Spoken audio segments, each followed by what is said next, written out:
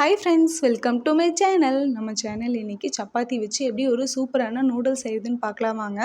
நான் அதுக்கு 6 சப்பாத்தி எடுத்திருக்கேன். எல்லா சப்பாத்தியுமே இந்த மாதிரி ரோல் பண்ணி குட்டி குட்டி ஸ்லைஸாக நம்ம கட் பண்ணிக்கணும். கட் பண்ணிவிட்டு அந்த சப்பாத்தி எடுத்து பார்த்தோம் அப்படின்னா அப்படியே நூடுல்ஸ் மாதிரி நமக்கு ஃபீல் ஆகுங்க. அதுக்கப்புறம் 3 வெங்காயம், பெரிய வெங்காயம், 2 தக்காளி, தேவையான அளவு கொத்தமல்லி தழை, பச்சை மிளகாய் வந்து ஒரு 3, அதுக்கப்புறம் தேவையான அளவு இஞ்சி பூண்டு பேஸ்ட்டுங்க. இது எல்லாத்தையும் நம்ம சமைக்கிறதுக்கு முன்னாடி நம்ம ப்ரிப்பேர் பண்ணி வச்சிடணும்.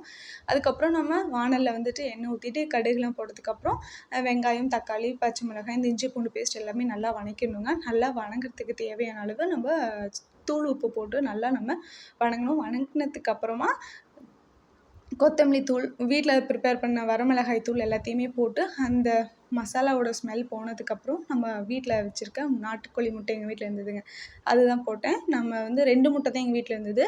நீங்கள் இன்னும் 2 முட்டை கூட ஆட் பண்ணலாம். டேஸ்ட்டு சூப்பராக தான் இருக்கும். இந்த முட்டையை நல்லா உடச்சி ஊற்றிட்டேங்க. இந்த முட்டை வந்து நல்லா வேகணும். நல்லா உருண்டு வரும். அந்த மாதிரி நல்லா வெந்ததுக்கப்புறம் கட் பண்ணி வச்சுருக்க அந்த நூடுல்ஸை வந்து இதில் ஆட் பண்ணிடணுங்க. நல்லா மிக்ஸ் பண்ணணும். அந்த நூடுல்ஸ் நல்லா மிக்ஸ் பண்ணதுக்கப்புறம் கொத்தமல்லி தழை போட்டு நம்ம இறக்கிடலாம்.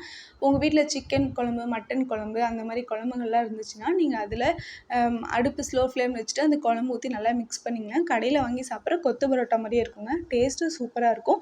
நம்ம கடையில் போய்ட்டு கொத்து பரோட்டா, நூடுல்ஸ்லாம் வாங்கி சாப்பிட்டு வயிற்றை கெடுத்துக்கிறத விட வீட்டில் இந்த மாதிரி ஹெல்த்தியாக செஞ்சு சாப்பிட்டு பாருங்கள். ரொம்ப சூப்பராக இருக்கும். நெக்ஸ்ட்டு வீடியோவில் நம்ம வந்து கோதுமையை வந்து எப்படி துவைக்கிறதுன்னு பார்க்கலாம். எங்கள் ஊரில் துவைக்கிறதுன்னு சொல்லுவாங்க, ஒரு சில ஊரில் திரட்டுறதுன்னு சொல்லுவாங்க. அது எப்படி நேச்சுரலான முறையில் செய்கிறதுன்னு பார்க்கலாம். இந்த வீடியோ பிடிச்சிருந்தா லைக் பண்ணுங்கள். தேங்க்யூ.